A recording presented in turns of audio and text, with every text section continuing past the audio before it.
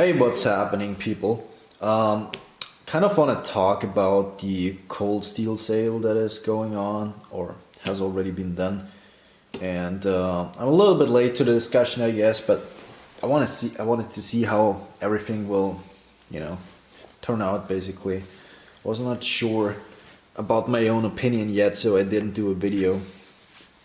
And I basically also watched every single video about the cold steel sale from everybody out there. Some good videos out there. Most people agree that this is gonna be bad for cold steel, or at least the customers of cold steel, because most people expect the quality to go down. For those of you that have not heard it for whatever reason, Lynn Thompson sold cold steel to GSM Outdoors. GSM Outdoors, who are they? It's like an umbrella corporation. They own multiple outdoorsy, hunters-oriented type of companies. I personally have not made any experiences with the other companies that GSM Outdoors owns, except like Cold Steel. But I've heard from other people that the other brands they own are pretty bad. So that's also a reason why people are don't have a lot of hope for this.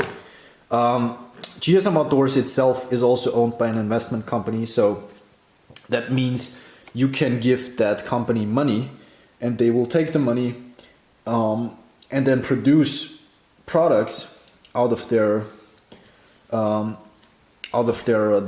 lineup of all the different corporations they own. They will make profit. They will give you your money back and a little bit more, like every other investment company, basically. I'm not sure what kind of people invest into, a brand like GSM Outdoors. I really don't fucking know that, but, not sure what's going on. Some people are mad at Lynn Thompson for selling cold steel. I personally understand it. I mean, the dude is over 60, I guess. He wants to retire at some point, and with the whole pandemic and the economical crisis that we are in now, I think he is afraid that he will not get a better offering, which, that might be actually true. He might not get a better offering for his company than like now. And he has no children. Nobody's going to run the company for him. So, he obviously wants to sell it at some point. He has to. He can't do anything else, I guess. So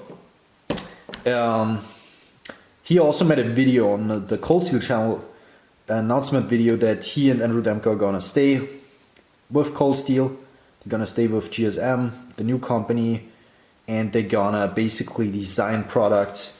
They're gonna help them market it. They're gonna make sure that the quality keeps up. That's what he said, although a lot of people doubt that, and I doubt it as well, a little bit at least.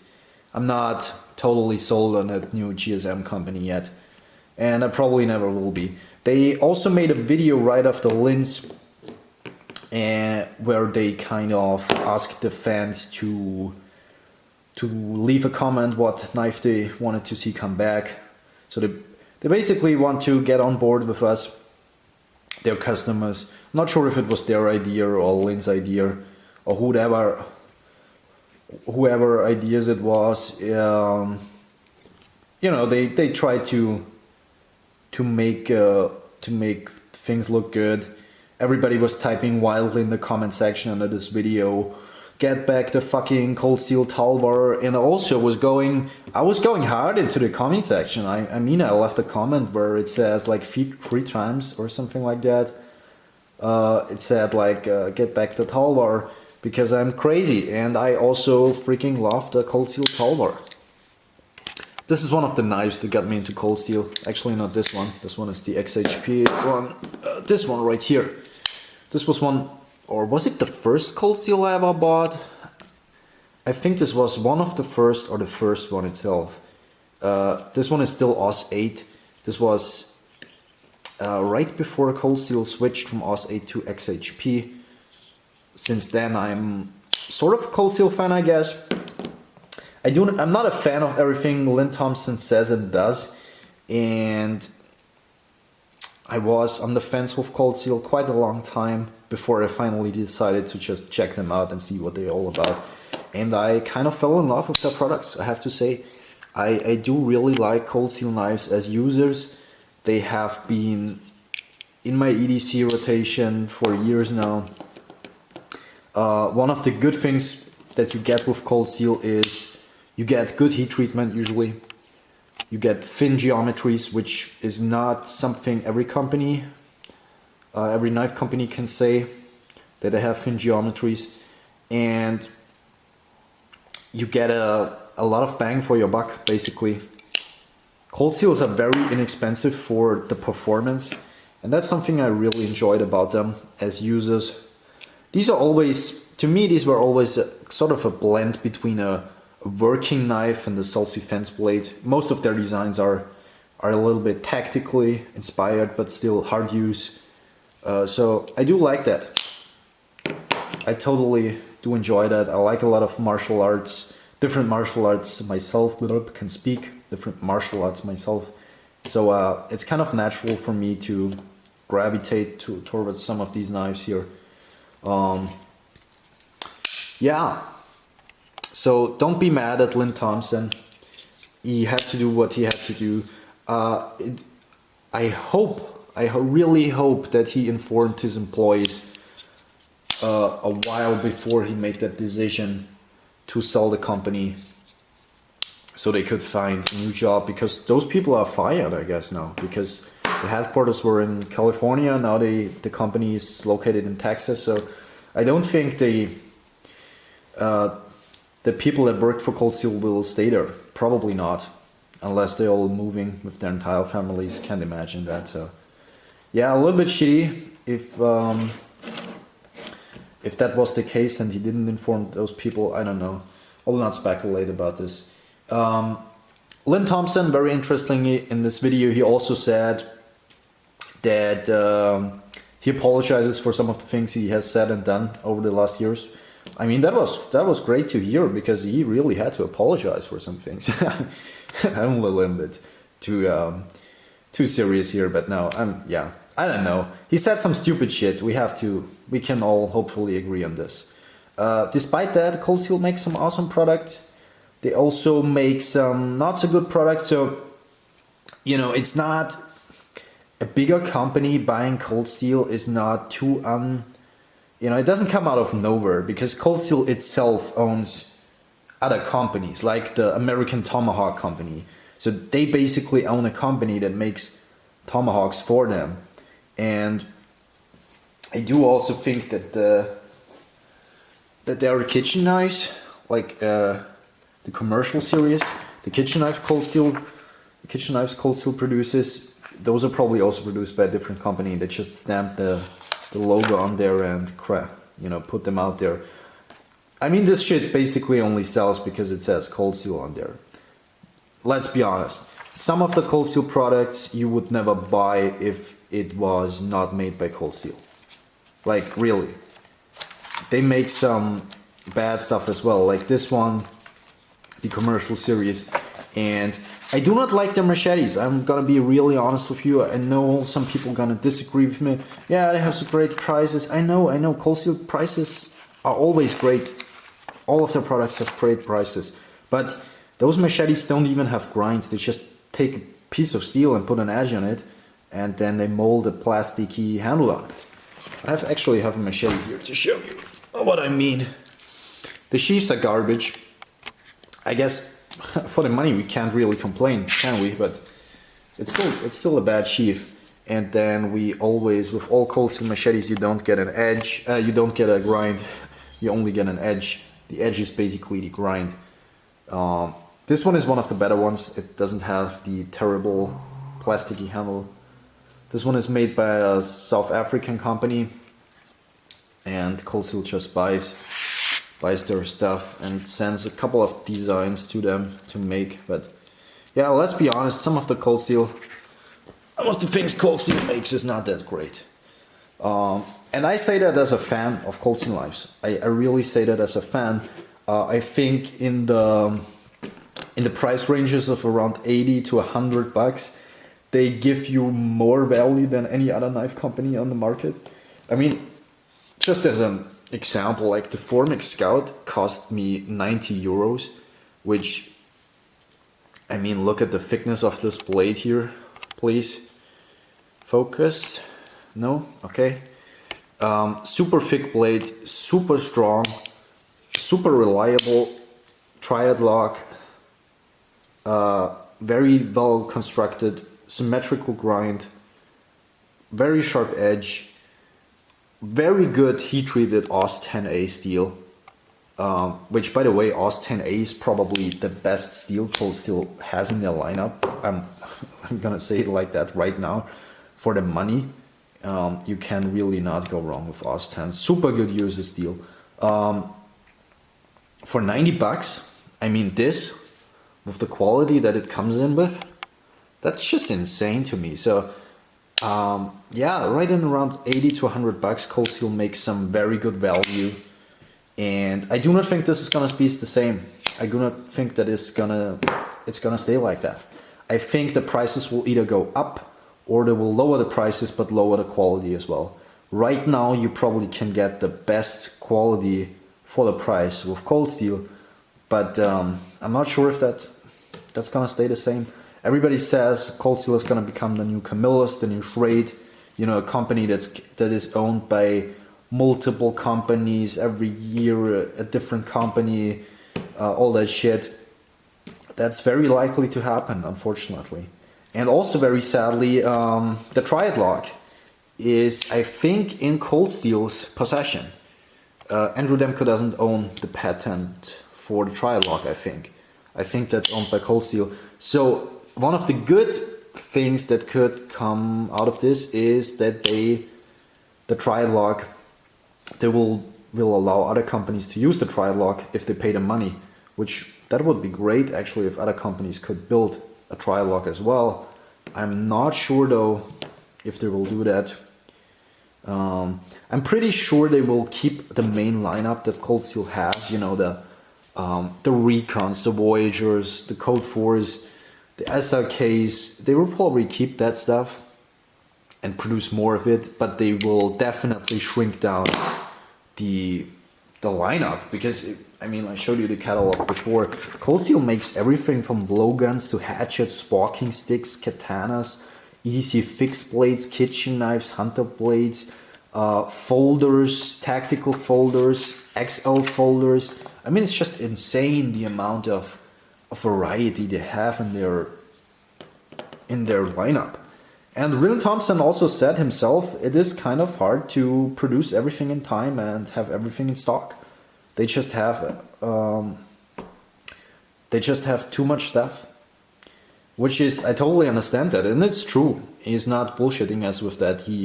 It's actually sometimes it is hard to get certain products. The main lineup was never hard to get, in my opinion. There were never any issues, but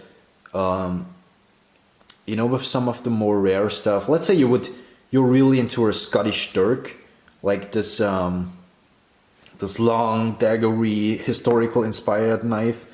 Those are hard to get. Whenever those are in stock, they sell out. You never see them for half a year. Then they come restock, same thing over and over again. So I don't know. I think yeah, I do understand that he goes to a company like that has more resources and can make more stuff, but I also don't think they will keep that much variety. They will not produce, you know, 20 different spears and 20 different sabers and swords and 20 different kinds of hatchets. I don't think they will continue to do this, but we'll see. But I'm very sure they will shrink down the whole lineup, and also probably the budget series. Still, Cold Steel has the budget knives. Will probably, the whole lineup there will grow. They will have more variety in the budget knives. I also will say this: I was never a fan of Cold Steel budget knives. So everything under 50, everything under $40, from Cold Steel is not that great in my opinion, including their machetes, their hatchets, their axes, their everything. I know the hatchets are great, you know, for you can buy them, mod them. It's really nice for throwing them, but you know, as a tool, same with the machetes, as a tool, they are not that great in my opinion. I think the best that Cold Steel makes is right in around 80, $100. The EDC folders, the XL folders are really great. I was really not sure about these XL folders for a really long time, until one day I just said, you know what, fuck it, I'm gonna try this out and see if this actually works. And I have to say, I mean, I own 3 XL folders at the moment, 4. Yeah, one is not here. I do really like their stuff. They make some ridiculous stuff, but they make ridiculous stuff very well. And yeah, I guess now is probably the best time to buy a Cold Steel knife before everything goes downhill. But it is also the worst time to buy a Cold Steel knife because first, we are in the middle of a pandemic. We are also in an economic crisis. A lot of people will lose their jobs and will not have, you know, will not be financially stable. And it's right before Christmas and you probably need your money for other things as well. So it kind of is the best and it's also the worst time to buy a Cold Steel knife.